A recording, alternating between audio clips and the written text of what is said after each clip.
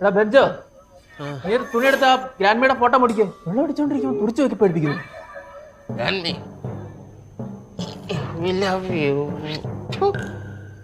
എന്തൊരു ഷോപ്പാടാ.